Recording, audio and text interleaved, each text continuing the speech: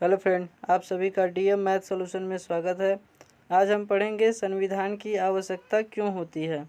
तो हम समझ सकते हैं बहुत ही आसान शब्दों में कि जिस प्रकार से हमारे भारत में जब तक संविधान का निर्माण नहीं हुआ था उससे पहले हमारा भारत अंग्रेज़ों का गुलाम था।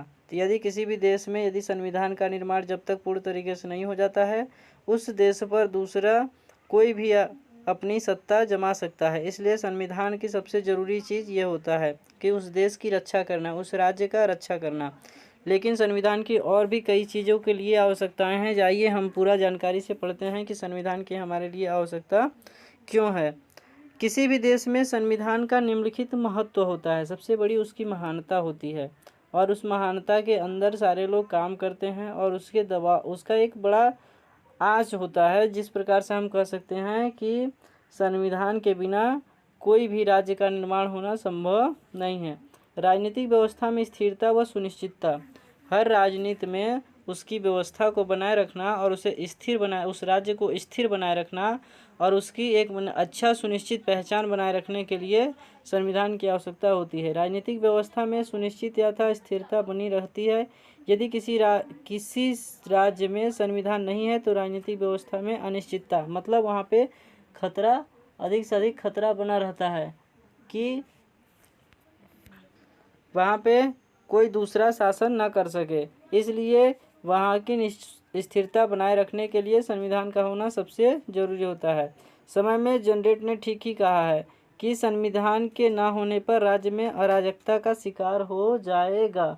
अराजकता का शिकार का मतलब क्या होता है कि वहाँ पे लोगों का अधिकार व कर्तव्य पूर्ण रूप से खत्म हो जाएगा और वहाँ पे राजा जो होगा, जो कोई भी राजा बनेगा वह निरंकुश राजा बनेगा और वह अपनी सत्ता अपनी इच्छा अनुसार चलाएगा। वह अपनी शासन व्यवस्था अपनी इच्छा अनुसार प्रकट करेगा।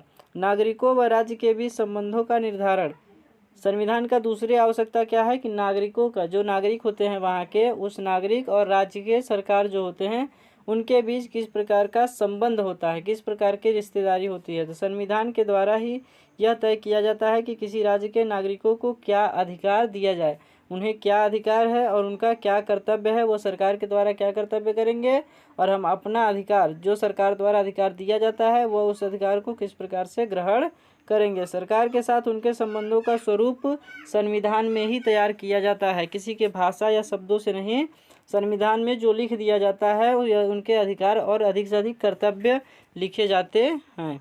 आइए अगला देखते हैं, सरकार के अंगों का गठन तथा शक्तियों का निर्धारण। सरकार के कितने अंग होंगे और सरकार किस प्रकार से अपने कार्यों का निर्वहन करेगा तथा उन्हें किस प्रकार की शक्तियाँ दी जाएंगी, यह सारा कार्य संविधान के द्वारा ही होता है। सरकार के 3 अंग, जैसे हमारे भारत में सरकार के 3 अंग जैसे कार्यपालिका, विधायिका तथा न्यायपालिका। ये कार्यपालिका, विधायिका, न्यायपालिका का जब गठन होता है, गठन मतलब जब बनते हैं, तो उनकी शक्तियों का निर्धारण संविधान में दी गई व्यवस्था के अनुसार ही किया जाता है। क्या लिखा है, ही लिखा है यहाँ पे। शक्तियों का जो शक्ति उन्हें प्रदान की जाती है, कार्यपालिका का अलग शक्ति है, विधायिका की अलग शक्ति है और न्यायपालिका का अलग शक्ति है। तो ये अपने अपने शक्ति के अनुसार ही कार्य करते हैं। इसका उद्देश्य है कि शासन के 3 अंग एक दूसरे के कार्य क्षेत्र में हस्तक्षेप ना कर सके।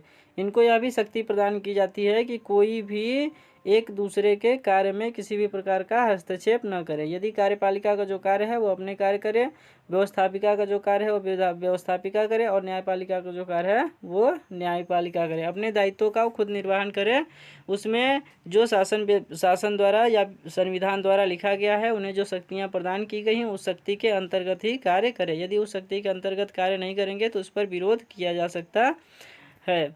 सामाजिक परिवर्तन का नया एक साधन, समाज में हो रहे परिवर्तन, जिस प्रकार से समाज में यदि सुधार करना है तो संविधान का होना सबसे ज़रूरी है और उन्हीं के द्वारा समाज में परिवर्तन समाज को देखते हुए संविधान में धीरे धीरे संशोधन किए जाते हैं। संविधान में व्यवस्था कर वांछित सामाजिक राजनीतिक परिवर्तन किए जा सकते हैं। समाज के लिए जो सुविधाएं दी गई हैं, जिस प्रकार से, अब जरूरी नहीं कि एक ही आवश्यकता हो, समाज के लिए कई चीज़ों की आवश्यकता अलग अलग होते हैं, तो अलग अलग आवश्यकता को देखते हुए अलग अलग उसकी व्यवस्थाएं की जाती हैं। राजनीति में परिवर्तन किया जाता है, उनके नियमों अलग अलग समय के बदलते हुए उनमें नियम भी बदले जाते हैं। उदाहरण के लिए भारत में स्थानीय निकायों में महिलाओं के लिए 1/3 स्थानों का आरक्षण। पहले महिलाओं को कुछ भी आरक्षण नहीं दिया गया था। सबसे पहले आरक्षण मणिपुर में महिलाओं को और नागरिकों को मत देने का अधिकार प्राप्त हुआ था। उसके बाद भारत में, पूरे भारत में यह बता दिया गया कि हर किसी भी चुनाव में 1/3 बहुमत महिलाओं के लिए भी रखा जाएगा और महिलाएं अपना खड़ा हो सकती हैं। अनुसूचित जाति तथा अनुसूचित जनजातियों के लिए सरकारी सेवाओं तथा विधायकों में आरक्षण की व्यवस्था कर उनकी सामाजिक आर्थिक स्थिति में परिवर्तन करने का भी लक्ष्य रखा गया। पहले अनुसूचित जाति और अनुसूचित जनजाति की व्यवस्था बहुत ही निम्न स्तर का जीवन उनका व्यतीत होता है, तो उनके पास सुविधा नहीं है कि वो अपने बच्चों को अच्छे से शिक्षा दे सके, पढ़ा सके या फिर उनको सरकारी नौकरी दिला सके। तो इसलिए सरकार द्वारा उन्हें आरक्षण दिया जाता है और उन्हें सुविधा अलग तरीके से दी जाती है। उनके हर चीज़ में कटौती की जाती है। जैसे वो सरकारी स्कूल का फीस हो गया, उन्हें कम लगता है। उन्हें हमेशा छात्रवृत्ति की सुविधा दी जाती है और अनेक सुविधाएँ हैं जो हर में दी जाती है।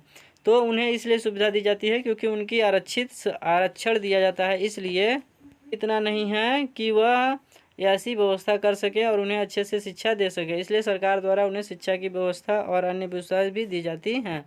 संघात्मक शासन के लिए अनिवार्य संघात्मक व्यवस्था में लिखित संविधान का होना आवश्यक है। संघात्मक शासन इसलिए व्यवस्था होना जरूरी, लिखित होना जरूरी है क्योंकि केंद्र सरकार की अपनी अलग शक्ति होती है और राज्य सरकार की अलग शक्ति। राज्य सरकार अपनी राज्य की व्यवस्था को देखता है, केंद्र सरकार पूरे राज्य की व्यवस्था को देखता है। तो इसलिए केंद्र सरकार की शक्ति अधिक पावरफुल होती है और राज्य सरकार की शक्ति थोड़ा कम होता है।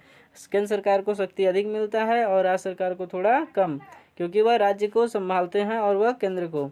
तो केंद्र सरकार, यदि कैसे पता चलेगा उनके शक्तियों का विभाजन कैसे होगा, तो लिखित द्वारा ही विभाजित हो सकता है। इसलिए संघात्मक जहाँ पे शासन व्यवस्था है वहाँ का संविधान लिखित होना सबसे ज़रूरी है।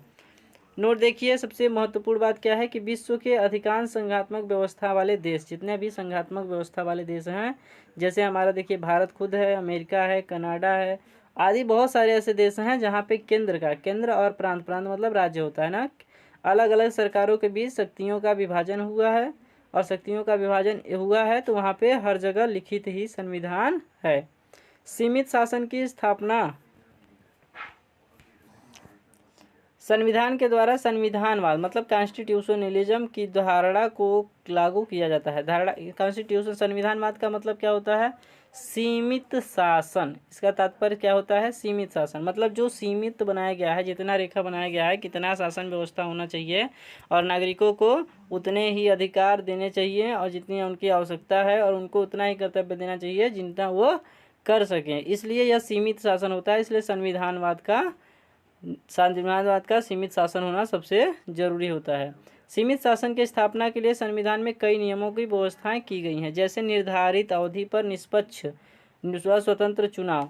हर व्यक्ति के लिए यदि किसी भी प्रकार का विवरण होता है या फिर किसी प्रकार का चुनाव होता है तो वह निष्पक्ष होना चाहिए और पूर्ण रूप से स्वतंत्रता में चुनाव होना चाहिए। जैसे न्यायपालिका व समाचार पत्रों की स्वतंत्रता दी गई है। विधि का शासन बनाया गया है।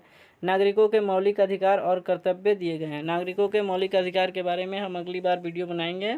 उन्हें कितने अधिकार दिए गए हैं, कौन से अनुच्छेद में हैं और उस अनुच्छेद में क्या क्या अधिकार हैं, कि उसके अंतर्गत क्या क्या आते हैं, हम आपको पूरा विवरण बता देंगे।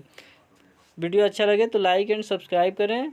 वीडियो को सब्सक्राइब करेंगे तो आपको तुरंत, यदि हम वीडियो अपलोड करेंगे तो आपको सूचना प्राप्त हो जाएगा।